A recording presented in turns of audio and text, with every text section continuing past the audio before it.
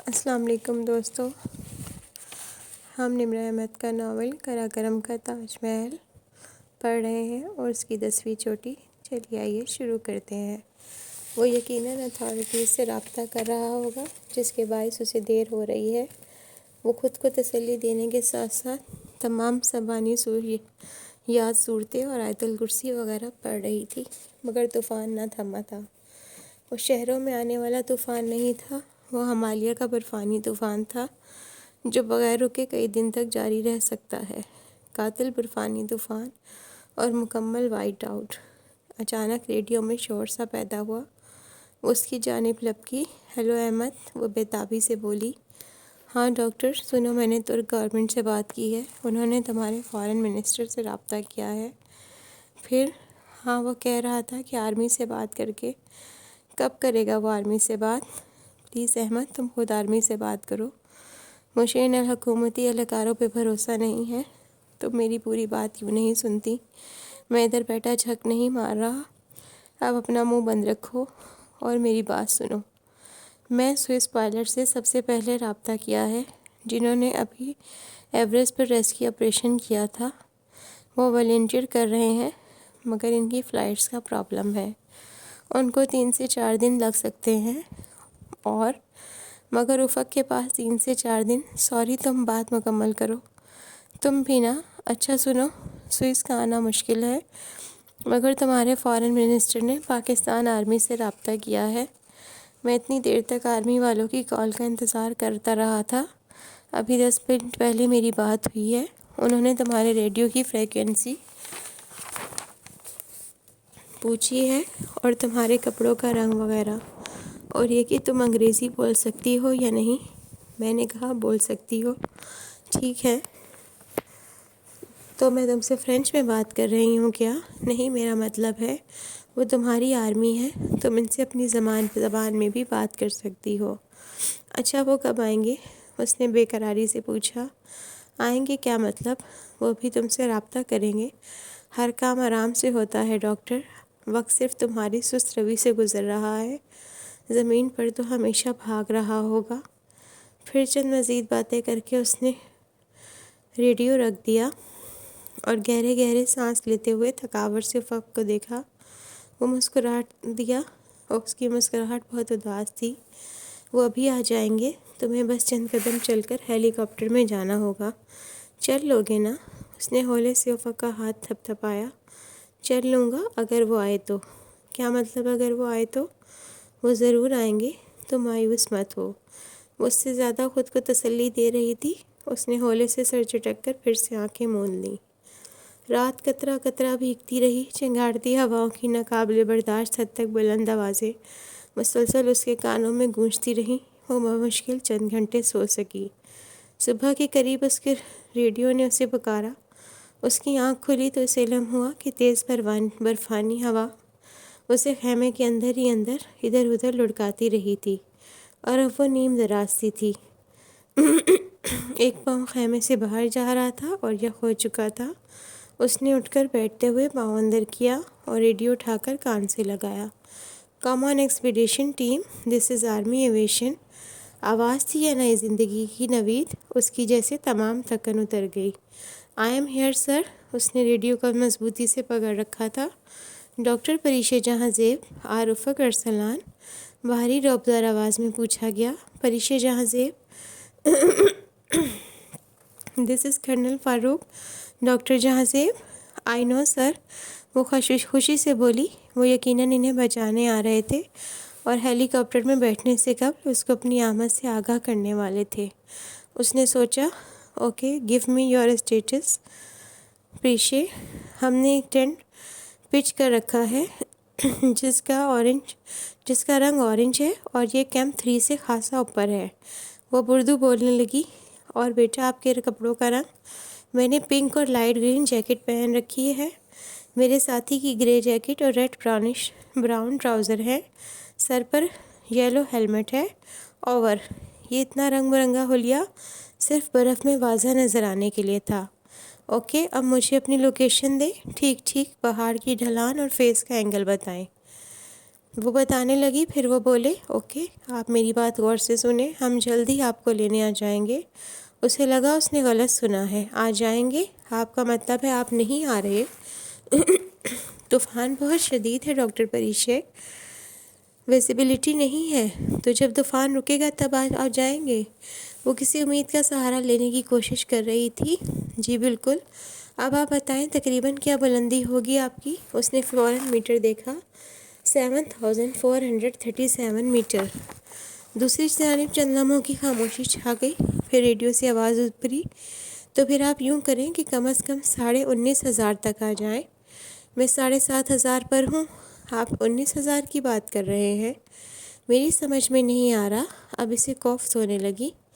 Madam آپ 19,000 fit تک descend کر لیں۔ فوگاٹ سے کرنل فاروق، مجھے میٹرز میں بتائیں۔ وہ جھنجھلائی، اوکے آپ تقریباً 6,000 میٹر تک نیچے اتر آئیں۔ پریشے کا دماغ بھگ سے اڑ گیا۔ کرنل صاحب میرا ساتھی شدید زخمی ہے، اس کی ٹانگ ٹوٹ گئی ہے، اس سے 1.5 قدم نہیں چلا جاتا، اور آپ مجھے کہہ رہے ہیں کہ میں ایک زخمی کو لے کر 1,500 میٹر نیچے اتروں؟ Are you out of your mind? اس کا سب جواب دے گیا تھا۔ دیکھیں پریشے، 6,500 میٹر سے اوپر دنیا کو کوئی ہیلی کاپٹر نہیں آ سکتا۔ ہم آپ کو اسی صورت ریسکیو کر سکتے ہیں کہ طوفان رک جائے اور آپ ڈسینڈ کر لیں، مگر میرا ساتھی زخمی ہے، وہ نہیں چل سکتا۔ اوپر آپ نہیں آ سکتے، نیچے میں نہیں جا سکتی، میں کروں تو کروں کیا؟ افق نے اس کے ہاتھ پر ہولے سے اپنا ہاتھ رکھ کر اسے اپنا غصہ دبانے کا اشارہ کیا، مگر وہ شدید پریشان ہو رہی تھی۔ طوفان تھم جائے تو آپ کوشش کریں۔ کرنل صاحب کا لہجہ اتنا پرسکون اور ٹھنڈا تھا کہ پریشے کو لگا کہ وہ اس معاملے میں دلچسپی ہی نہیں لے رہے۔ انہیں کہو میں کوشش کرتی ہوں اور ڈسینڈ کر کے آپ کو بتاتی ہوں۔ افق کی ہدایت پر اس نے وہی کہہ کر رابطہ منقطع کر دیا اور ریڈیو فرش پر رکھ کر اسے دیکھا۔ عجیب بے حس لوگ ہیں، کوئی اور مر رہا ہے اور انہوں نے رٹ لگا رکھی ہے کہ نہیں آ سکتے، نہیں آ سکتے۔ وہ بڑبڑائی، وہ واقعی نہیں آ سکتے، وہ ٹھیک کہہ رہے ہیں، میں جانتا تھا وہ نہیں آئیں گے۔ میری پوری زندگی ہمالیہ میں گزری ہے، اس لیے تمہیں کہا تھا کہ اگر وہ آئے تو میں چل لوں گا۔ 6,000 میٹر سے اوپر ہوا اتنی پتلی اور دھند اتنی شدید ہوتی ہے کہ ہیلی کاپٹر وہاں نہیں آ سکتا۔ وہ آہستگی سے کہتا اسے سمجھانے کی کوشش کر رہا تھا۔ تو پھر ہم کیسے نیچے اتریں؟ میں کیا کروں؟ وہ بے حد پریشان تھی۔ وہ کتنی ہی دیر اسے چپ چاپ دیکھتا رہا، پھر بالآخر چند قدم گھسٹ کر اس کے نزدیک آیا اور اس کے بالکل مقابل بیٹھ کر اس کا دایاں ہاتھ اپنے ہاتھوں میں لے کر اس کی آنکھوں میں دیکھتے ہوئے کہنے لگا، میری بات غور سے سنو اور جو میں کہوں ویسے ہی کرو۔ تمہیں یاد ہے پری، میں نے تمہیں ایک دفعہ بتایا تھا کہ میری ماں بہت بہادر ہے؟ وہ سمجھی تھی افق اسے نیچے اترنے کے اسی منصوبے اور حکمت عملی کے متعلق بتائے گا، مگر وہ نہایت غیر متعلقہ بات کر رہا تھا۔ ہاں مجھے یاد ہے، مگر اس وقت میری ماں بہت بہادر ہے پری، اس نے اپنے 3 جوان بیٹوں کی موت کا غم سہا ہے۔ اس کے بیٹوں کے بعد ان کے بچے اس کے پاس ہیں اور وہ ان میں بہت خوش اور مگن ہے۔ وہ تو ٹھیک ہے افق، مگر کرنل صاحب کہہ رہے ہیں کہ ہمیں یقین کرو پری، میرے ماں باپ کے پاس دوسری کئی مصروفیات ہیں، وہ خود کو زندگی کے جھمیلوں میں گم کر سکتے ہیں اور ان کے لیے یہ مشکل نہیں ہوگا۔ اس نے جیسے پریشے کی بات سنی ہی نہیں تھی اور پتہ نہیں کون سے قصے لے کر بیٹھ گیا تھا۔ وہ الجھنے لگی۔ وہ کہہ رہا تھا، تمہاری نومبر میں شادی ہے، تمہیں اس کی تیاری کرنی ہوگی۔ نشا تو نہیں مانتی، مگر شاید تمہاری پھپھو تم سے بہت محبت کرتی ہوں، اور تمہارے پاپا بھی تو ہیں نا، ان کی زندگی میں ایک واحد رشتہ تم ہو پری۔ میرے ماں باپ کی بات اور ہے۔ وہ رک کر ٹھہر کر اس کی آنکھوں میں دیکھتے ہوئے کہہ رہا تھا، میرے ماں باپ عادی ہو چکے ہیں، ان کے 2 بیٹے اور بھی ہیں، مگر تم اپنے باپ کی اکلوتی بیٹی ہو۔ ایک دم پریشے کے لاشعور میں خطرے کا الارم بجا۔ تم کھل کر بات کرو افق۔ پری، یہ سب اور صرف میری وجہ سے ہوا۔ میں تمہیں اس جگہ پھنسانے کا ذمہ دار ہوں، کیونکہ میں نے جلدی ٹرن راؤنڈ نہیں کیا، ورنہ اس وقت تم بیس کیمپ میں ہوتی۔ وہ پلک جھپکے بغیر اسے دیکھتے ہوئے کہہ رہا تھا، نہیں افق، میں تو خود تم کیا کہنا چاہ رہے ہو؟ وہ اس طرح بات کیوں کر رہے ہو؟ ہاں، کرنل فاروق نے کہا کہ ہم جیسے ہی 1500 میٹر ڈسینڈ کریں گے وہ ہمیں لینے آئیں گے۔ تم نے خود ہی تو کہا تھا کہ انہیں کہوں کہ میں کوشش کرتی ہوں، اس نے اسے یاد دلایا۔ افق نے اس بات میں سر ہلا دیا، میں نے ٹھیک کہا تھا، تم کوشش کر کے ڈسینڈ کر سکتی ہو۔ اس کے لہجے میں کچھ ایسا تھا جس پر وہ پوری طرح چونکی۔ تم کیا مطلب ہے تم؟ اس کو اب کچھ سمجھ میں آنے لگا تھا۔ پری، تم نیچے جا سکتی ہو، تم نیچے چلی جاؤ۔ افق، پریشے نے تڑپ کر اپنا ہاتھ اس کی گرفت سے چھڑایا۔ خدا کے لیے پری، جذباتی مت بنو، میری وجہ سے خود کو خطرے میں مت ڈالو، تم نیچے چلی جاؤ، پلیز چلی جاؤ۔ وہ بے یقینی سے پھٹی پھٹی نگاہوں سے اسے دیکھ رہی تھی۔ ہاں، تم چلی جاؤ، پلیز چلی جاؤ، وہ اوپر کبھی نہیں آئیں گے، وہ 6000 میٹر سے اوپر کبھی نہیں آ سکیں گے، تم نیچے اترو، میری فکر مت کرو۔ وہ تھکے تھکے لہجے میں کہتا پیچھے کو بیٹھ گیا۔ میں تمہیں چھوڑ کر، اس ٹینٹ میں چھوڑ کر، وہ حیران تھی، بے یقین تھی۔ میں نیچے نہیں جا سکتا پری، میں کبھی بھی نیچے نہیں جا سکوں گا، میں جانتا ہوں میں مر جاؤں گا، اگر تم میرے لیے ادھر رہیں تو تم بھی مر جاؤ گی، تمہارے پیچھے بہت سے لوگ ہیں جو تمہارے بغیر زندہ نہیں رہ پائیں گے، تمہارے باپ کے اور بچے نہیں ہیں۔ پریشے، میرے لیے اپنی اور خود سے جڑے لوگوں کی زندگیاں خطرے میں مت ڈالو، تم بہت سے لوگوں کی زندگی ہو، میرا تو کیا ہے، میں تو کوہ پیما ہوں، مجھے اصل سے علم تھا کہ میری موت پہاڑوں میں ہی آنی ہے، میں نے ہمالیہ میں ہی مرنا ہے، میرا کیا ہے پریشے، میرے لیے کوئی نہیں روئے گا۔ اس نے دوبارہ اس کا ہاتھ پکڑنا چاہا مگر اس نے تیزی سے ہاتھ چھڑا لیا۔ تم کیا سمجھتے ہو مجھے؟ میں اتنی خود غرض اور بے حس ہوں کہ تمہیں یہاں چھوڑ کر چلی جاؤں گی؟ ہاں، کیا سمجھتے ہو مجھے؟ بلکہ تم تو افق مجھے کچھ سمجھتے ہی نہیں ہو، تم تو کچھ مجھے سمجھ ہی نہیں سکے۔ اس کی آواز آنسوؤں سے رندھنے لگی۔ کیا سمجھ کر تم نے مجھے یہ سب کہا؟ تمہیں لگتا ہے تمہارے کہنے پر تمہیں چھوڑ کے چلی جاؤں گی؟ اتنی بری ہوں میں؟ پاگل مت بنو اور چلی جاؤ، خدا کے لیے چلی جاؤ، ورنہ تمہارے باپ کو تمہاری لاش بھی نہیں ملے گی۔ یہ میری غلطی تھی، میں تمہیں ان پہاڑوں پر لایا تھا، پھر برف بشار کے بعد تم نے میری جان بچائی، میری پٹی کر دی، بہت شکریہ، اس سے زیادہ تم میرے لیے کچھ نہیں کر سکتی۔ میں جانتا ہوں میں مر جاؤں گا، میں کبھی بھی نیچے نہیں جا سکوں گا، میں ہمالیہ سے جڑا ہوں اور مجھے ہمالیہ میں ہی مرنا ہے، میں ادھر ہی خوش ہوں۔ وہ تھک کر گہرے گہرے سانس لینے کا لگا۔ میں تمہیں چھوڑ کر چلی گئی تو تمہیں لگتا ہے کہ زندہ رہ لوں گی؟ کتنی آسانی سے اتنا کچھ کہہ ڈالا، جیسے کوئی بات ہی نہ ہو، جیسے ان دونوں کے درمیان انکہا تعلق کوئی حیثیت ہی نہ رکھتا ہو۔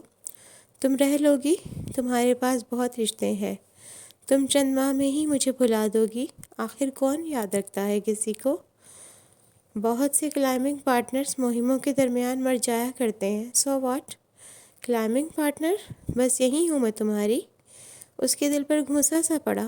افق نے نکہت بھرے انداز میں کہا، تم چلی جاؤ پری، یہاں سے واپس مری اسلام آباد، پنجاب، جہاں سے تم آئی ہو وہاں چلی جاؤ، بس ایک بار ترکی ضرور جانا، انقرہ میں ڈاؤن ٹاؤن کے قریب میرا گھر ہے، حسن حسین ارسلان کا گھر، بس ایک دفعہ جا کر میری ماں سے ضرور ملنا اور اسے بتانا کہ اس کا بیٹا بزدل نہیں تھا، بس وہ راکا پوشی سے نہیں لڑ سکا۔ وہ بولتے بولتے تھک کر خاموش ہو گیا۔ اس نے ہار مان لی تھی، اس نے راکا پوشی سے ہار مان لی تھی۔ پریشے نے ایک جھٹکے سے سر اٹھایا۔ تم کیا سمجھتے ہو مجھے یہاں سے بھیج کر تم بہادری اور قربانی کی کوئی عظیم مثال قائم کرو گے؟ تمہارے لیے کرا کرم میں تاج محل تعمیر کروایا جائے گا، تمہارے مجسمے کی پرستش کی جائے گی، تمہاری بہادری کے قصے سنائے جائیں گے؟ ہاں بولو، یہی چاہتے ہو تم؟ نہیں افق، نہیں، یہ بہادری نہیں ہے، یوں چھپ کر خیمے میں بیٹھ کر تم بہادری نہیں بزدلی کی مثال قائم کر رہے ہو۔ یوں چھپ کر تو کوئی کمزور چوہا بیٹھا کرتا ہے، تم تو چوہے سے بھی زیادہ کمزور اور بزدل ہو۔ تم تو چٹاخ کی آواز کے ساتھ ایک سناٹے دار تھپڑ اس کے چہرے پر پڑا۔ ایک لمحے کے لیے تو اس کی آنکھوں کے سامنے اندھیرا چھا گیا۔ Shut up, just shut the hell up, وہ زور سے دھاڑا۔ دفع ہو جاؤ تم ادھر سے، مجھے تمہاری صورت سے بھی نفرت ہے۔ نہیں چاہیے مجھے تمہاری ہمدردی اور مدد، نکل جاؤ اس خیمے سے۔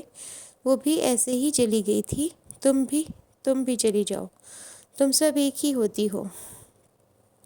وہ زور زور سے چلاتے ہوئے اسے وہاں سے نکل جانے کو کہہ رہا تھا۔ اپنے بائیں رخسار پر ہاتھ رکھ کے وہ سنسی ہو کر اسے دیکھ رہی تھی۔ یقیناً اس کی آنکھوں نے غلط دیکھا تھا، اس کے گال نے غلط محسوس کیا تھا۔ تم نے مجھے تھپڑ مارا؟ اس نے بے یقینی سے اپنا ہاتھ رخسار سے ہٹا کر دیکھا جس پر افق کے ہاتھ کا نشان، اور دوبارہ اسے گال پر رکھا۔ اسے یقین نہیں آ رہا تھا۔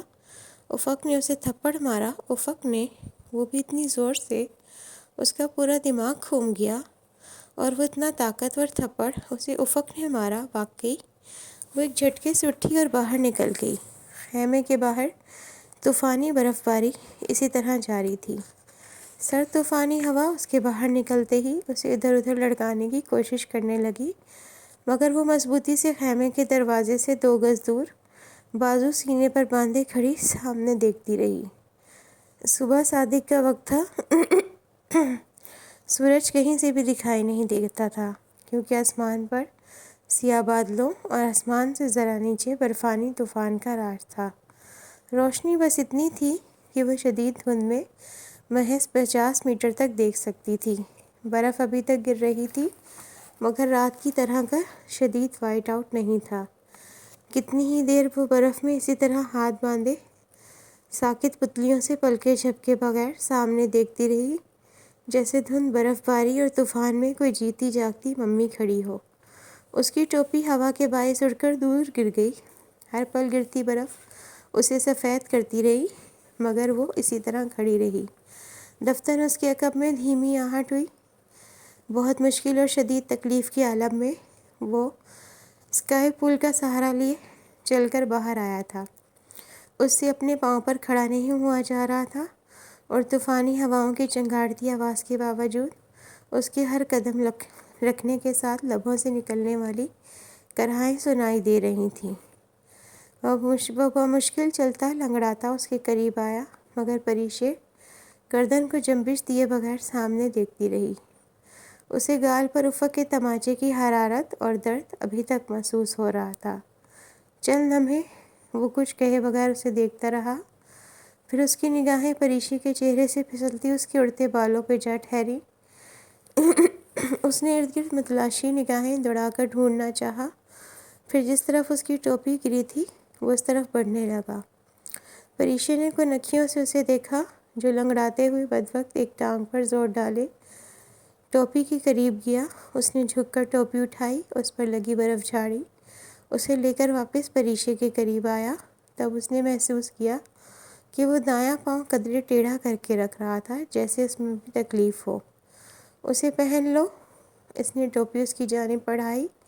اس نے چپ چاپ ٹوپی تھام کر سر پر پہن لی، پھر کنہیں پلکیں اٹھا کر اسے دیکھا۔ اگر تمہیں لگتا ہے کہ مجھے تھپڑ مار کر، مجھ پر چیخ چلا کر، مجھے خود سے متنفر کر کر مجھے یہاں سے جانے پر مجبور کر دو گے تو تم غلط ہو۔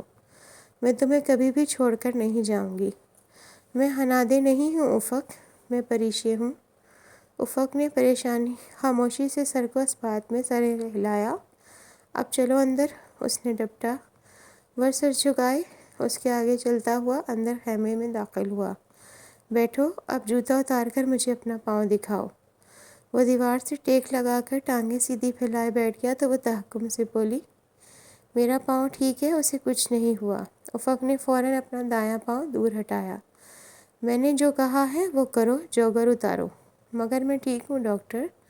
اس نے جوتے پر یوں ہاتھ رکھا جیسے کوئی چھوٹا بچہ اپنی غلطی چھپانے کی کوشش کرتا ہے۔ یہ فیصلہ کرنے والی میں ہوں، تم ٹھیک ہو یا غلط۔ مجھ سے بحث مت کرو اور جوگر اتارو۔ میں کہہ رہا ہوں کہ میرا پاؤں ٹھیک، اس کی بات کا مکمل ہونے کا انتظار کیے بغیر پریشا نے اس کے چہرے پر زور سے تھپڑ مارا۔ پہلے بھی کہا تھا اور اب بھی کہہ رہی ہوں، مجھے اپنے سامنے بڑبڑاتے ہوئے مریض زہر لگتے ہیں۔ ڈاکٹر کے سامنے خاموش رہا کرو۔ اب اتارو اپنا جوتا۔ افق نے حیرت اور بے یقینی سے ہاتھ سے رخسار کو ہولے سے چھوا، جیسے کچھ محسوس کرنے کی صحیح کر رہا ہو۔ پھر اس کے تاثرات حیرت سے مدھم مسکراہٹ میں بدل گئے۔ اس نے خاموشی سے سر جھکائے مسکراتے ہوئے جوگر کا تسمہ کھولا۔ پریشا نے جیسے کہیں کچھ برابر کر دیا تھا۔ اس کے پاؤں کا انگوٹھا زخمی تھا، ناخن ٹوٹ چکا تھا اور خون جمع ہوا تھا۔ ناخن کی نیچے والی جگہ نیلی تھی۔ اسے یقیناً اس زخم کا علم تھا، مگر اس لیے کہ وہ پریشان ہوگی افق نے اسے آگاہ نہیں کیا تھا۔ مجھ سے یہ زخم چھپاتے ہوئے تمہیں شرم تو نہیں آئی ہوگی؟ اس کا زخم صاف کر کے پٹی کرتے ہوئے وہ تن سے بولی۔ بالکل نہیں، اب پہن لو جرابیں۔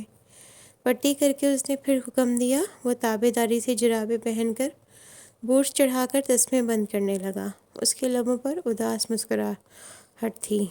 ہمیں ہر حال میں نیچے کا سفر آج ہی شروع کرنا ہے۔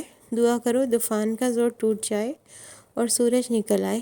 پھر برف باری بھی ہو رہی ہے، تب بھی ہم ڈسینڈ کر لیں گے۔ چولہے پر برف پگھلا کر گرم پانی کا ایک کپ بنا کر اس نے آدھا افق کے برتن میں انڈیلا اور اسے تھمایا۔ جانتی ہوں تمہارا زخم گہرا ہے، مگر تمہیں ہمت کرنی پڑے گی، اپنے لیے نہیں تو میرے لیے۔ کرو گے نا افق؟ گھونٹ گھونٹ پانی پیتے افق نے اثبات میں سر ہلایا۔ پریشا نے آخری پاور بار اس کی جانب بڑھایا۔ کھا لو انرجی کے لیے۔ وہ خاموشی سے پاور بار کا ریپر اتار کر کھانے لگا۔ پریشا نے گیس کی مقدار چیک کی۔ بس 2 دن کی گیس بچی تھی، وہ بھی صرف پانی بنانے کے لیے۔ انہیں ہر 2 گھنٹے بعد آدھی پیالی پانی کی لازماً ضرورت تھی، ورنہ وہ فروسٹ بائٹ کی تلوار سر پر لٹک رہی تھی۔ 7,500 میٹر پر 1 پیالی پانی، 2 گھونٹ گرم چائے اور تھوڑی سی گیس ہی زندگی اور موت کے درمیان فرق کرتے تھے۔ تو دوستو، یہ تھی آج کی ایپیسوڈ۔ کل پھر ملیں گے۔ اگر آپ کو میری آڈیو اچھی لگی ہو تو اسے لائک کیجیے، شیئر کیجیے اور میرے چینل کو سبسکرائب کیجیے۔ اللہ حافظ۔ اور ایک اور بات، جانے سے پہلے سیلاب زدگان کی جتنی ہو سکے امداد کیجیے۔ اللہ حافظ۔